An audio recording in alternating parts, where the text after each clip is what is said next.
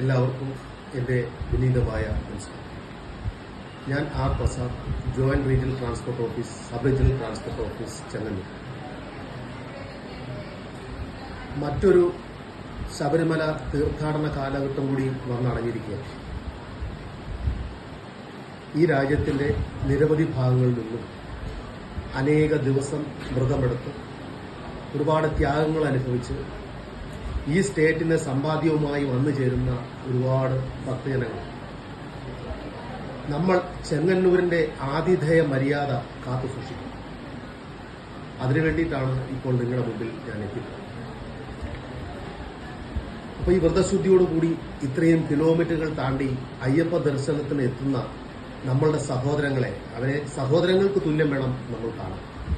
ഒരു ഭക്തൻ എന്നുള്ളതിലപ്പുറം നമ്മളുടെ സഹോദരങ്ങളാണ് വരുന്നത് എന്നുള്ള ആ ഒരു മനോഭാവത്തിൽ വേണം അവരെ നമ്മൾ